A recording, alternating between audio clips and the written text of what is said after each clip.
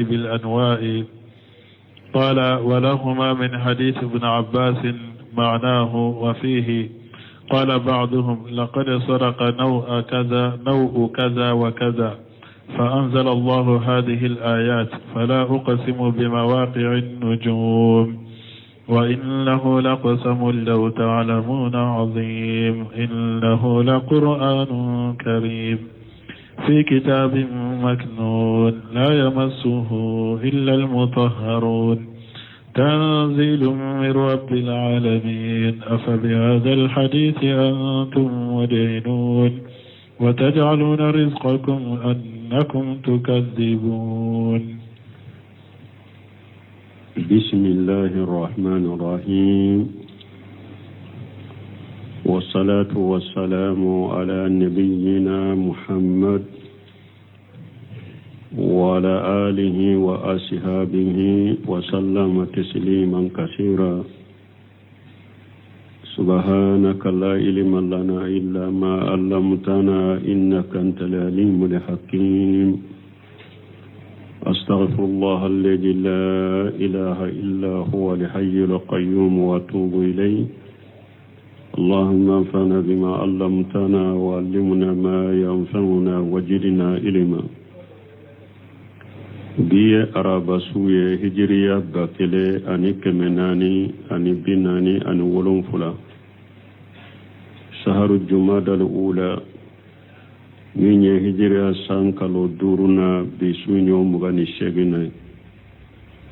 miladi nasaraw ka jate ba fulani mugani duru sankalo tanu kelena bisunye watanu konontona ambe dawda bugu masjidara jawambo kono درسوا الشيخ الإسلام الإمام محمد ابن عبد الوهاب أكا كتابه كنو كتاب التوحيد بندا منا كمنا كسانجي نالي كدمبي كتا دولوما كسانجي نالي سببو كدولوية آية منو نانو لا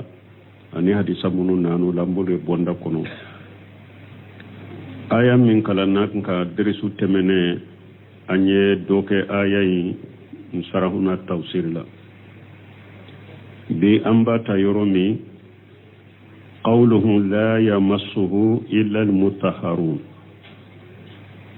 na ko moshite maga gafe na kitabu tangale moshite magala ni fensenale unte damiru yaudu ila kitabil makinun demire mbe sagi kata kitabu tangale indema liannahu akhrabu shay parce que lede kasru feuna lede kasru demire ina wa huwa birafi kala nin fana bekeni arafu ide la yamassuhu abekeni arafu ide bi intifaq alqura ni kalambaru be benemboka wa inma nabbahna ala zalika no seminu ko alaye mo hakli jigini namuna lidafi qawli man yaqulu innahu qabaru bimana nahi puru kamo ka kuma nyone mo munun ko la yamassuhu illa almutahharuna ko kibariyali de do kibariyali mi amana ye balili والدمير يعود على القرآن ولتغي كو دميلين بساغي كتا قرآن دما mana kwala yang kibariya limindo nyinyen ni amana balile mana mo kana maga qur'ana la ni sene alente ay naha anya masal qur'ana illa tahiru ko balili keralay mo bali mo kana maga qur'ana la ni sene alente wala ayatu laysa fiha ma yadillu ala zalika ko aya bulo semino ko aya finte aya in kono min bankanda katoma mun nabuno semino ko demire mbe sai kata kitabu maknunu ma et puis arafu ido fana puru kam mo ka kuma nyone ka boye mo munun ko la yamassuhu illa almutahharun ko kibariyali de do kibariyali min koroye kambali ko ulutigi ko demire mbe sai kata qur'ana de ma mo kana maga qur'ana la ni senalente donc ko fente aya in kono min bo yiranna ka fo nin kuma ko lañini be qur'ana de ma bal hiya jahiratu ako bal abangalendo fi anna al murada bihi lawhul mahfuz abangalendo aya in kono ko lañini la yamassuhu illa al mutahharuna ko lawhul mahfuz de qur'ana te li'annahu aqrabu majkur parce que fe munun fora aya in kono lahul mahfuzu in tayinde ni o kasu de miri in kasu wali annahu qabaru wali asru fil qabari an yabqa la jahirihi qabara la amra wala nahya ako parce que la nyini ko min fana fule ninye ko kibariyali de do la yamassuhu ila al mutahharun ala yan kibariyade ko kibariya fana abe to aka jahiru de ka anta fo nin kibariyali la nyini kibariyali de do me alla nyine nyamarali de anta fo nin kibariyali de me alla nyine balili de hatta yaquma ad-dalil ala khilaf zalika kibariyali be to jahiru de ka fo ni dalilan nana dalilan mi na jora dalilai na bese ka kibariyali mbora kibaralika ka ke nyamarali ube ka ke balili ni dalilan nana ka kibariyali mbolle shirika ka bo jahiruka ka kenya marale ube ka ke balile abishe ka koye menu delira mana lesiri la kibarali mbeto jahiru de ka wala mu yurdi ma yadullu ala khilaf zalika fium fana mana mimbo tanayiranna mana della fana della mana mimbo tanayiranna ko kibarale mbeto abe bo aka jahiru ka della mana mimbo yiranna bal dalilu abila dalilaw yere ala annahu la yuradu bihi illa zalika qala maf'ul la nyini oyeni lahul mahfuz te kitabu maknun de law be minyira yere ala maf'ul la nyini la yamassuhu ila al mutahharuna ama fa'il la nyini naye fana ni lahul mahfuz inte wa annahu yaudu ila kitabil maknun mana de law yeminyira na demiren be sage kata kitabu tangaleinde ma wali haja ninde koso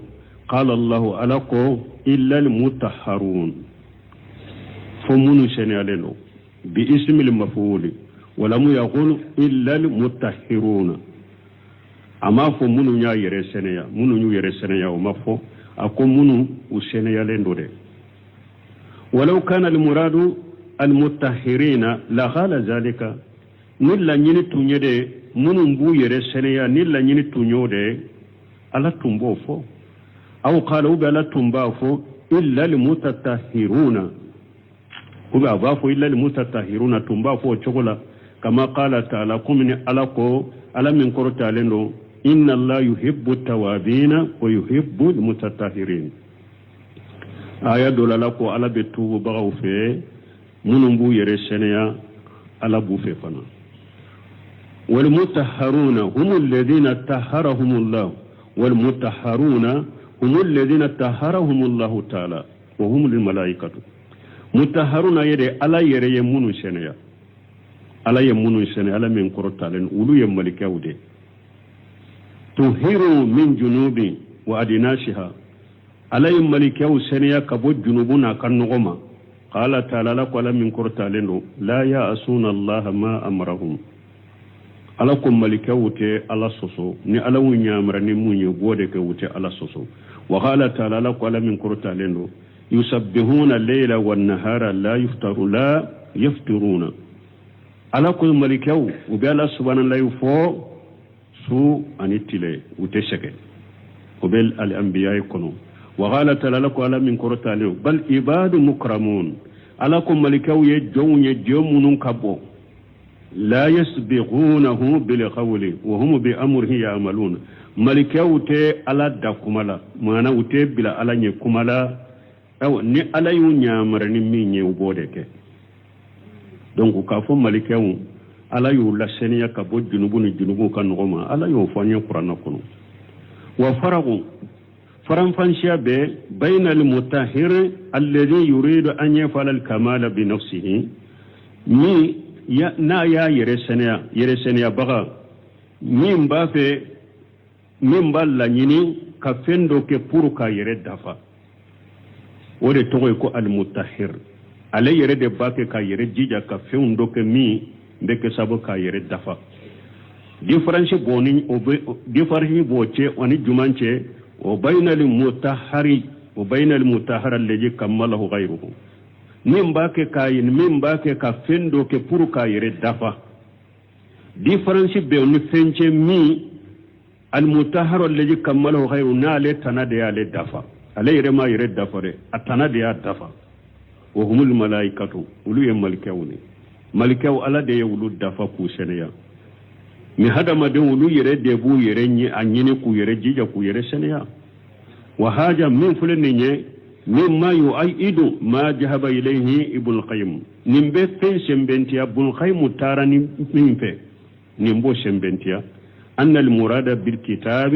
al kutub allati fi aidi al malaikati ibn qayyim ko la yamassuhu illa al mutahharuna ako o yek kitabu mununye ko gaffe munu be malikaw bolo ibn qayyim ko ayalla nyine yo ode ibn seminu ko ayayin na cogo ko obe bunu kaimu ka kuma yin shembentiya wala afamuna ya akafamu bunu shemu fule kanin kuma munun fo la yini ka jeya munun ba fo la ya masuhu illa almutahharuna ko ala kambe qur'ana dema mugo kanan maga qur'ana la ni seneyalente no ni aya la nyini toye ni ayati se ka keddelay ola ka fo mugo kanan maga qur'an ni seneyalente ni ayati se ka keddelay ola parce que ni aya ko ni lahul mahfuzun ube gaffe munum be malikaw boro ni aya la nyini ode me kana maga qur'ana la ni senalente amr ibn hajam ka hadisa de yiro la yamassal qur'ana illa tahira don ke bo bedde lakeni ode kana maga qur'ana la ni senalente la yamassal qur'ana illa tahira amr ibn hajam ka hadisa min ni ayate ni aya la nyini yede lahul mahfuzun ube gaffe mun be malikaw boro وفي الآية إشارة على أن من تطهر قلبه من المعاشي كان أفهم للقرآن كوريا بآية كنو كوني مغمي نياد بسكون سينيا كبو جنوبولا او تيجي او دبي قرآن فهم ni مغمي نياد بسكون سينيا كبو جنوبولا او تيجي دبي قرآن فهم وأن من تنجس قلبه بالمعاصي كان أبعد فهما عن القرآن نمو من يد سكون نغو ni ala sosonwe eni qur'ana famu be janya eka qur'ana famu eni qur'ana famu li be janya لأنه إذا كانت الصحف التي في أيدي الملائكة لم يمكن الله من مشيها إلا هؤلاء المطهرين وكذلك معاني القرآن na yasuru gafe munun be malikaw bolo alama ewa ukam ewa mafantia qur'ana la kamagala ni munu senelente ni alay munu senani ote ni alama mugom ewa ulu ema fantia ka qur'ana kamagala foni munu senela ni alay munu seneya ni okera o chogola awa abo chogo fanala qur'ana kamana mugote se ku famu ni dusukun senelente foi dusukun ka seneya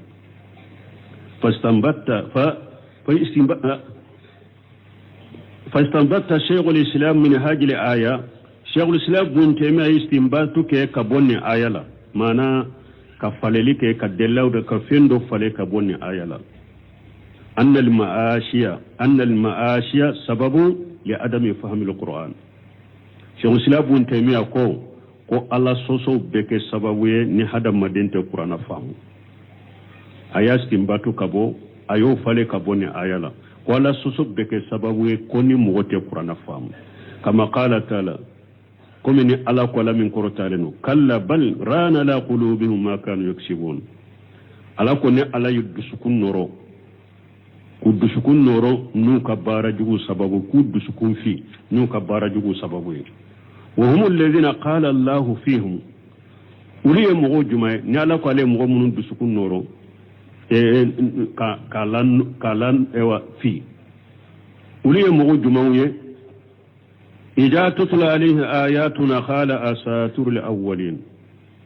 waye mugo jumawye mugo de mugo minni ala ko nube ala ka ayaw kalu kadruba fo ni nye mugo folo ye kuma munun sabe o yewde mugo folo ka kisa sabelem de fulen ni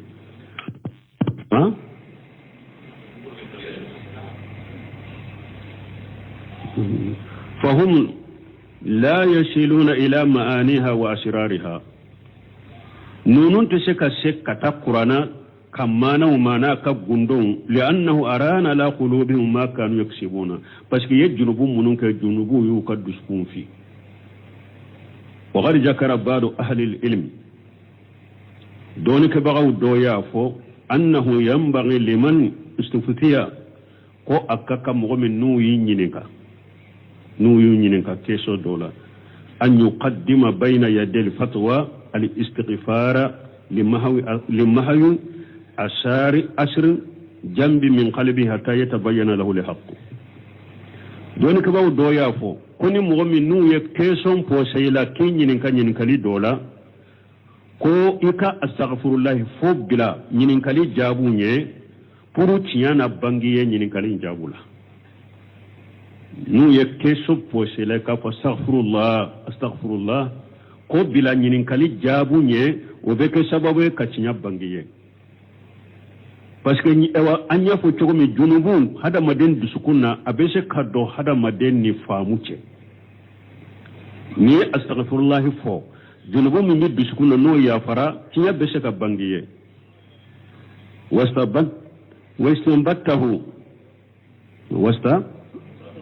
واستنبته من قول تعالى اتقي نكما فله كابو علىك كما دلا إنا أنزلنا إليك الكتاب بالحق على كوتشيد ما ني على قرآن جيجي كنيتشياي لتحكم بين الناس بورك كيري تيجي مغوري نيغونچه بما أراك الله على يمين يريلا ولا تكون للقائنين قسيما kana ke janfanti deme bagay fay mani de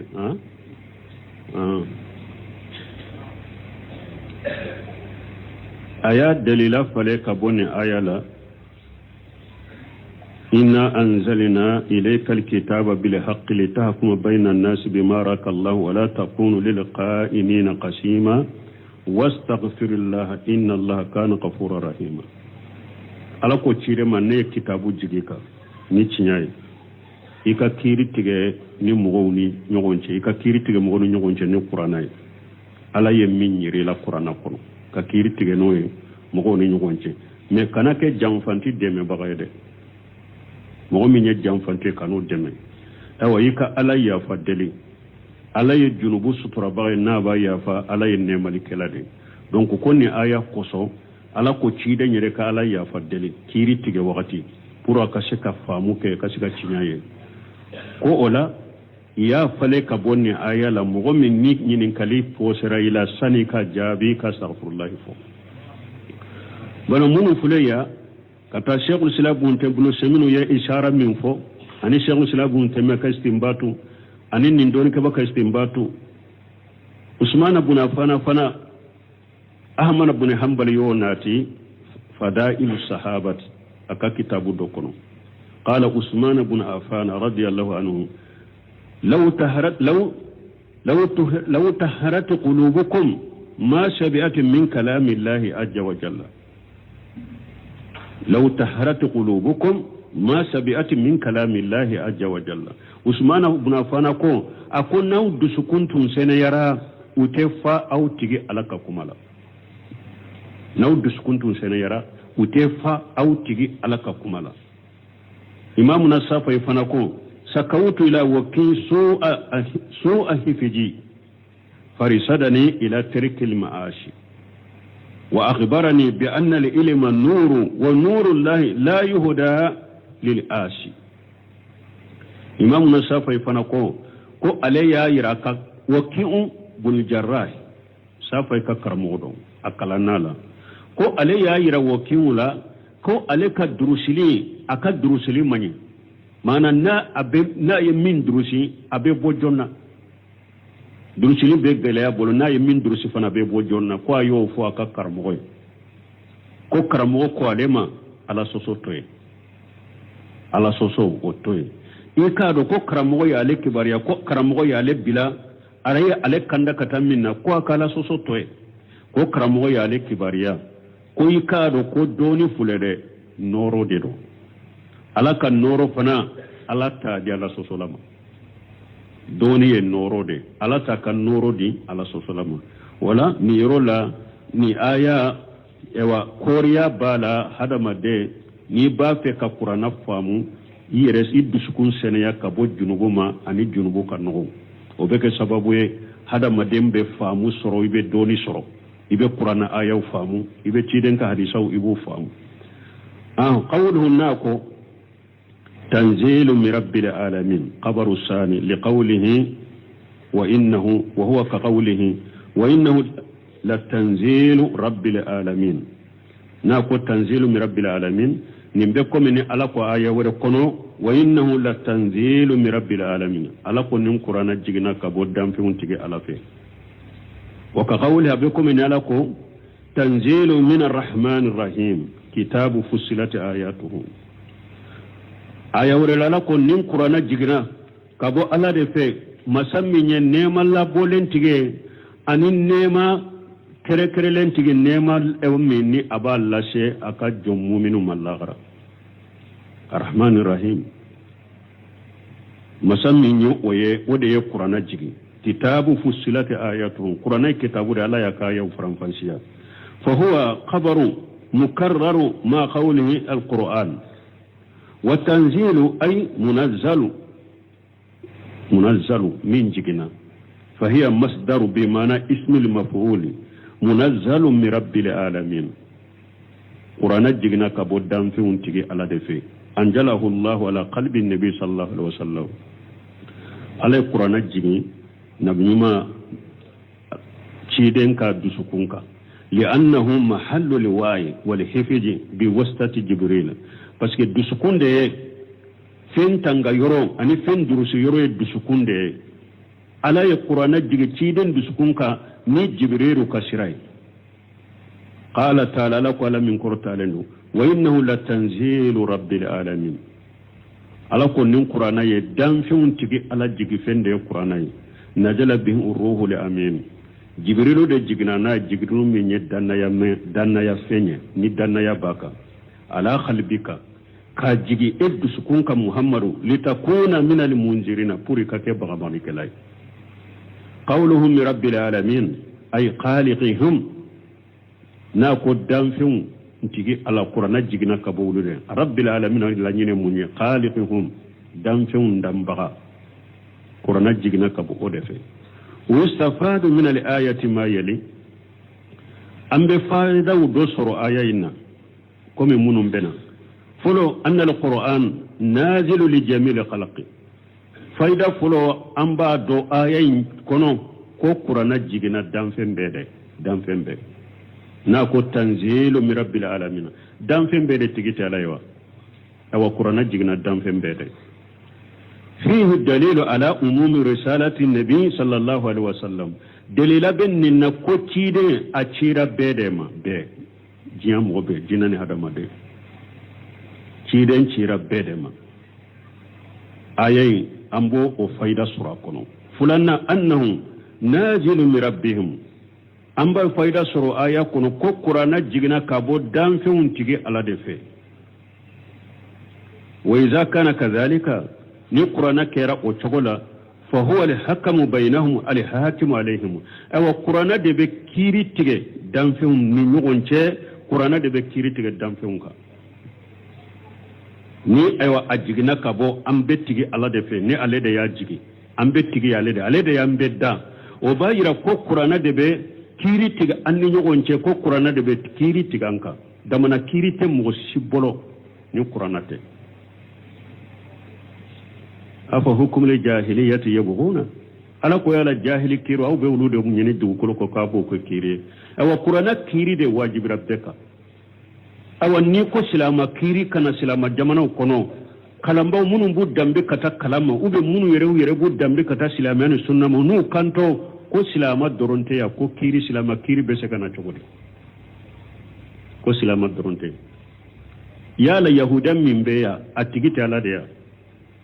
nasara min be atigita ala ya soma min be atigita ala de ya bori sunna min be atigita ala de ya na tigiye ala de ye be ala be tigi de ye qur'ana jige wa qur'ana be de tay akanka kiri tige beka qur'ana de be kiri tige am beni ni once qur'ana de be kiri tige beka ambo famu ayen kono sabanna anna nuzul alquran fi kamali urububiyyati llahi qur'ana jigini abe alaka ewa dani da falinde kono fa idha udifa ila hajil ayati bo nu ya farani ayaka qawlu ta'ala ayat juma alaka kuma tanzilu min arrahmanir rahim qur'ana jigina neman la bolen tigide ma ani neman la shebaga ajonyuma mu'minu mallagara kitabu fusilat ayatuhu qur'ana kitabu ne alayaka ayaw faranfanshiya nanyen ni aya ani aya min bambolo nanyu faranyogonka ulima ambena do anna alqur'ana rahmatu lil ibadi aida ambena do ko qur'ana ye nema de jownye tuguni qur'ana kasarena ka kiru tella jabayde qur'ana ye nema de damfeuma parce que ko tanjiru min arrahman rahim ajignan nema likela de fe aya faranfansilende do amba famu qur'ana ye nema de jownye wa urbubiyatullahi mabniyatun ala rahmati alaka ewa alaka ewa dalin min fulen nye dalin a jolen ben nema de ka alaka masayana ka dalin min fulen nye ko ale de bedda be tigi ale de tigi ya min fulen nye aben nema de ka qala ta'ala lako alhamdulillahi rabbil alamin arrahmanir rahim akottanu be alay damfin be tigi ala nemal kela nemal la bolen tigi de alay nema she baga de alay ka jonyuma wa kullu ma amara Allah bihi ibadahu aw nahahum anhu fa huwa rahmatu bihim aw alaya ka jonya marani fenwo fenye alaya ka jombali fenwo fena abbe nema de amma abbe nema de jomma alaka nyamaru kambe alay jombali fen jonya marani fenwo fenye ka jombali fenwo fena be nema de jomma abali fenda ka nyamaru fembe nanina anna alqur'ana kalamullah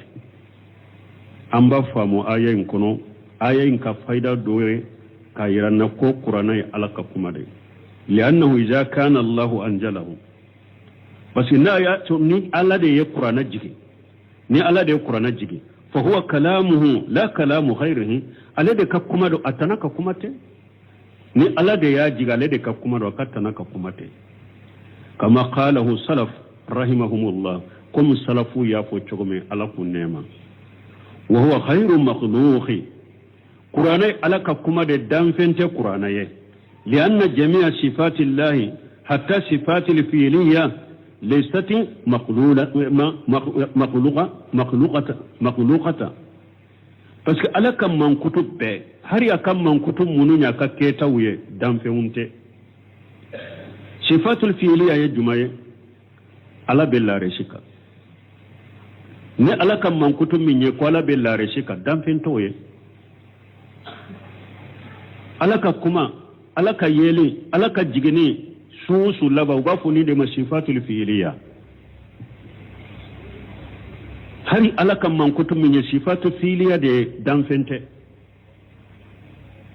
ala kan man kutu de dan fente wal qur'ana fule kalamullahi munazzalu khairu makhluqi qur'anai alaka kuma de ni ala ya jigi dan fente fa in qila nuku nu do kuma hal kullu munazzal khairu makhluqi ya la fin wofin jigina abbe dan fenta na da yawa dan fenta shi yawa fin wofin jigina dan fenta shi yawa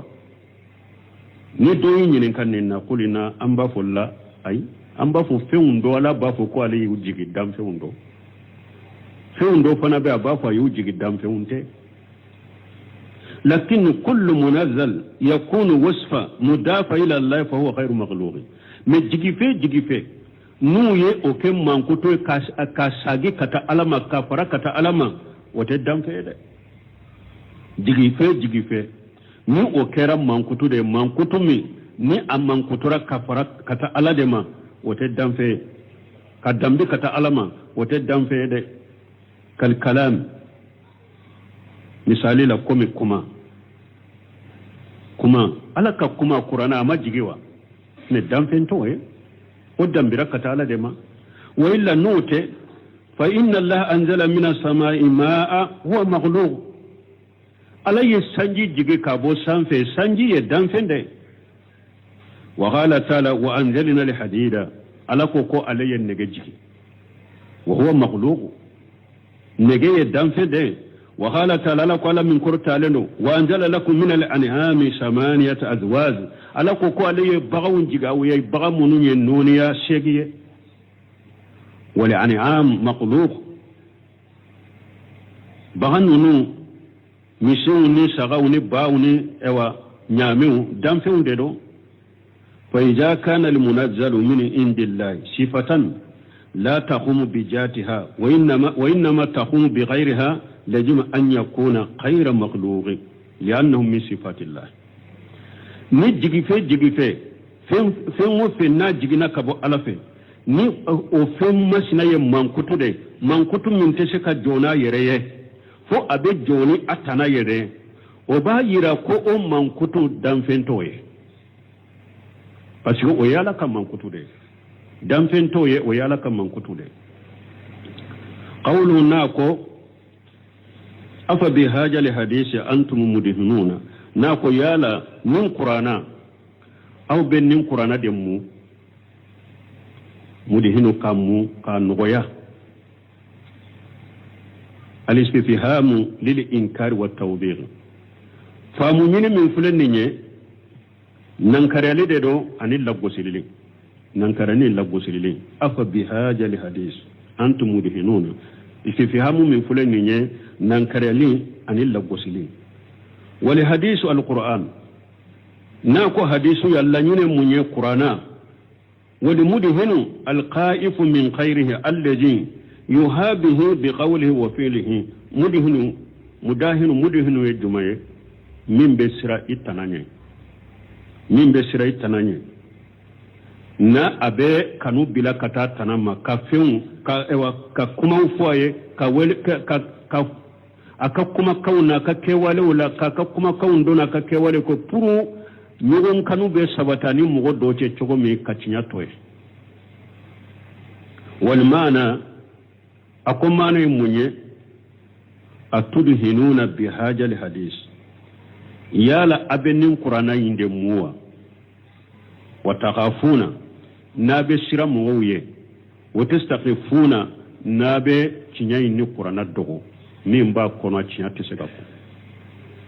la yambaghi lakum haja ni mu'min bennin chogola aw amanka ni manka aw bolo ni manka akoke بل ينبغي لمن معه القرآن أن يصدع به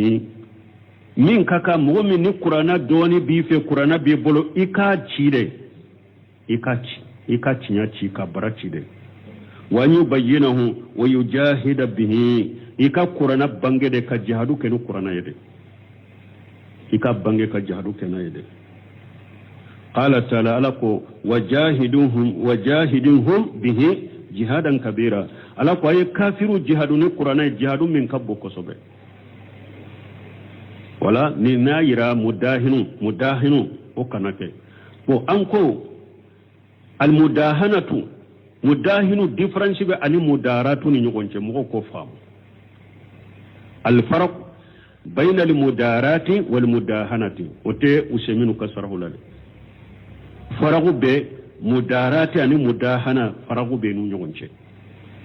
qala ibn qayyim rahimahullah al mudaratu sifatu madhi wal mudahanatu sifatu jammi ibn qayyim ko mudaratu ko mankutu tanunende yoye ko mudahanatu yem mankutu lagosilanye wal faragu bainahuma ako faran fansha min be mudaratun mudahanatun yugonce anna al mudarata tulastafu al insana bi sahibihi hatta yastaghrija minhu li haqqa aw yaruddahu an al batil akum mudaratu emunye kan nogo yake hada maden kan nogo yake ito nyogon nofe e kan nogo yake mugo don nofe puru kacinya minala ube kasage kabongalona kan nogo yake mugo min nofe kan nogo yake mugo doye kan nogo yake an nofe puru kacinya do mina bolo ube kasage kabongalona ninde to gal mudaratu وأما المداهن فهو الذي يتلطف ما صاحبه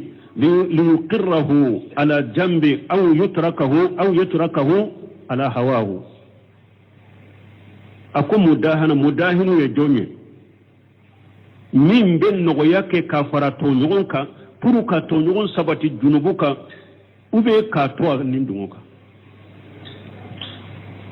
i ni mɔgɔ bɛ ɲɔgɔn fɛ dɔrɔn ka nɔgɔya kɛ ɲɔgɔn ye dɔrɔn e t'a bɔ a ka junubu la i bɛ nɔgɔya k'a ye a bɛ ɲɔgɔn nɔfɛ ten dɔrɔn e bɛ nɔgɔya k'a nɔfɛ dɔrɔn pour k'a to a ka junubu kan k'a to a ka nin dungo kan i t'a bɔ a ka junubu la i t'a bɔ a ka nin dungo la a bɛ ɲɔgɔn fɛ ten mudahinu ye nin de falmudaratu li ahli al-iman والمداهنة لأهل النفاق أكون مدارة وي مؤمنو دي تاي وي مدارة وي مؤمنو تاي مداهنة وي منافقو دي تاي مؤمنو دي بن نغياك نكا داوة تورا تاسرو كمسالها لجي كما نفو چغولا داوة كي چغولا ko ke chogola nkam masal halaje nkin ka dinan masal halaje la nkin yire masal halaje nka islamu masal halaje kuma fo chogola ani dawa chogola purum be se kam mo sama kana ciyama chogomi kam mo bongalo na chogomi ka sora make fitina amake balawye amake dagunye islamiya ma make dagunye dawa ma ubafo ni wal mudarat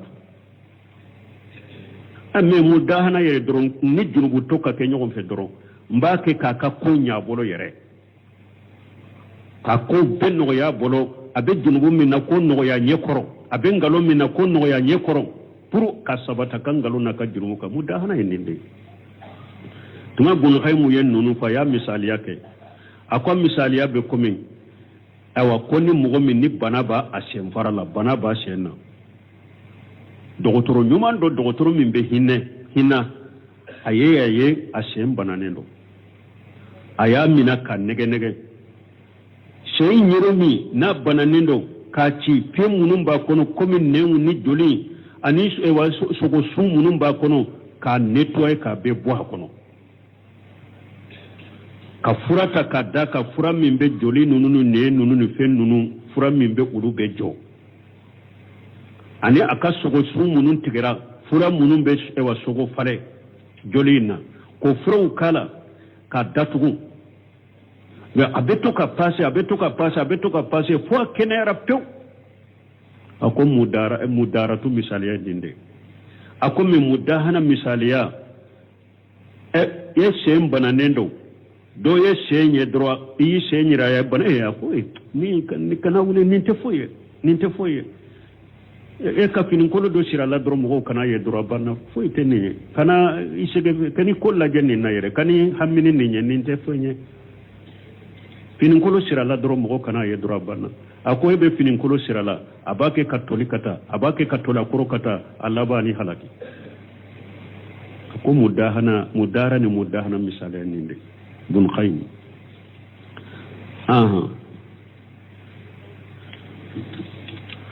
qawluhu nako wa taj'aluna irja'akum annakum tukajjibun aktharu mufassirina تفسير كلا وشاما على أنه على حذف مضاف أي أتجعلون السكر يرجعكم يا لا أو باكا غرجاء بركادا أي ما أتاكم الله من أي شيء على نيما دي أوما من المطر ومن إنجال القرآن نيما من يسانجي جيجني أن القرآن جيجني أي تجعلون السكر هذه النعمة العظيمة an tukajjibu biha ni nema ba min dira auma na kanka barka dalin minke au ye barka dalin de ka galon cigali do ya kenin cigo dala wan nabi sallallahu alaihi wasallam nabi malaka taruna kishi baka wa in kana jakara hafil matari har na ya so ci den yin nin fo sanji beda fa inna tasmu lil matar wa khayruhu nimbe sanji ni sanji tanabbedeta ni alai nema minkiye e kanka nema in barka dalin minke e tarawo ke kan nema in galon tigaya ci den ya fo sanji de ka na be sanji tana wa qila innahu laysa fil ayati hajf doko ay yoro do magge ka bo ayay nade wal maana kum maana munye تجعلون سكركم تكجيبا معنى علي النيمة من كوي وتجعلون رزقكم أنكم تكذبون دوكو تجعلون سكركم تكجيبا أو كبركة دا عبودك قالون تقلين وقال أقول إن السكر يرجع أي وتيا وقال إن السكر يرجع وقال أقول إن السكر يرجع مانا غرجة بركة دالي مانا غرجة بركة دالي منو ينين فواليكو غرجة بركة دالي أو يودك كاغالون تغيا وهذا هو السهيب ولو سمون كوني سهلين مانا ولمانا تجعلون سكركم التكجيبا وقال إن السكر يرجع إن السكر يرجع مانا أو باكا غرجة كي galon tigali de wa nin tigi ko inna sukra ko barika dalin fule de irijo ko de garjagale barika dalin de garjagale aw ala yaw garjage barika daminna barika daliminna aw bode ke awa galon tigali wa haja huwa shahihu bulu seminu konni sahlendo bal huwa min akbar al arzaq akubal barika dali de garjago yere brebele bay ni alayen mo na alayen nema kiye asagira ki garjage nema barika dalila garjage bere bayo wode qala shayba ko baytul kalako in kana shukru ni'matallahi ni'mata lillah ha ni'mata lillahi ni'mata uberuti in kana shukru ni'matallahi ni'mata alayya baytul kalako akunna yasur alaka barika dali o kerin kan nemai lahu fi misliha yajibu shukru ewa onyugona ewa barika da awajibran ko fana barika da fa kaifa bulughu shukri illa bi fadlihi ako hada madin be shika she barika da ma tugori ni alaka fasamantiyate wa in talatil ayam wa antasala al umru harina yasur ewa tilawu janyana ewa ika shi tugura nyugun ka kata hada madin be shika she alaka barka dama tugudi ni alaka fasamantati fa ni'matu tahtaju ila sukuri ni ala ya nema ki hada madanya nema imbe hataja barka dala summa in sakartaha fa hiya ni'matu wa ni ala barka da fana barka da in fana nema de ni ala barka da in fana nema de ni ni'matu ukhra fa hiya ni'matu ukhra barka dayin fana yin nema wuri da ta hataju ila shukuru sami a fana bai hataga ka ta barka da fulanan ma wani sakarita fi saniyati ne ala barka da fulanan fana la fahiyar ni'amatu o fana nema doyi ka tuguni ta hataju ila shukuru salisi o fana bai hataga ka ta barka da sabanama wa haka ja abada bada ni togola kata ne barka da nani nake ikan ka barka dalina min kenkera ikan ko fana barka da duru nake ikan ka duru nan fana woro nake kata bada parce que barka dai min yere ni ala ya kiye ni nema min kera eka ebe ala barka da ko yere ya ala kan nema da ika qala ta'ala lako wa in taguddu ni'matallahi la tuhsuha ala kunni ayenne ala kan nema jati au ka te saka shadam nyala kan neman min bauka na ya jata ta shiga sha damma qawlu na ko annakum tukajibuna anna umma daghalati alayhi fi tawil masdar maf'ul tajaluna shani ay tushiruna sukurakum takdhiba aw ba kabbar kadan laban de ke galon tigaliye wala sakka sikatala anna haja min as-safahi min yefendom baliyade an yuqabila li insanu ni'mata rabbi bitakjib hada ma da ittigi alaka nema ko kumbe ni galontiga yaliye sikatalo ye fendon baliyade in kanat wahaya kajaba khabaruhu ولم يمتثل أمره ولم يستنيب نحيه نا ياسر على النعمة من كيسيسا ni wahawdero ewa iye ewa nemai ay kanka barka dali min ke ya ke galon tigali de na yasuru wahawdero wahuyin barka da baliya munye iba galontiga ibe kibariya inde galontiga ya alai wahu jigi ka kibariya min ndima ibe kibariya galontiga ya ite kibariya ita barake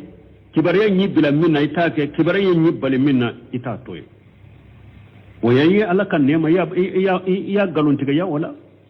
ni ewan nema inye wahu de ni alai kibara ni fendo ye ni ema o kibariya ima barkada iya galontiga lide ibe kibariya inde galontiga ya kibariya nyi nyamara ni minni ita ke ayi bali minna ita toy wa in kanat ata tanumu bihi al-ajsam nasabahu ila khairillah ni nema min keri kai kanka barkada ni ya galontiga ya na ya soro alaye nema do de dima nema min ni farikolo be bugunaye farikolo be falenaye iye nema indambi kata alatanama ibe nema indambi kata alatanama qala ibafo haja min nawi aw haja min amali ibafo ni nema min fule ni sanji ko de ni dolo masena de ka sanji en ni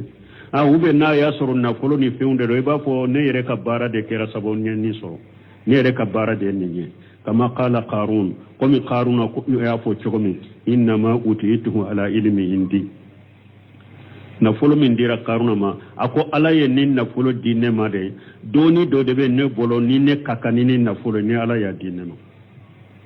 donc hada ma de ala kan nema galontigali na ya sor wa hawde do galontigali e munye wa hawi bode galontiga be kibariya galontiga ya ayi nyamara ni minye take ayi bali minna ita toy na ya sor nema de do ni farikulo de be buguna ka jidi nae iba an nema ndambe katala tanade i mayna fo dolo masina mayna fo ko e yere de ka bara yo dima ambe joya inshallah ambe na dum masaila de la waqti sera subhanakallahumma rabbana bihamdika ashhadu an la ilaha illa anta astaghfiruka wa atubu ilayk الرحيم ما جاء في الاستسقاء بالأنواء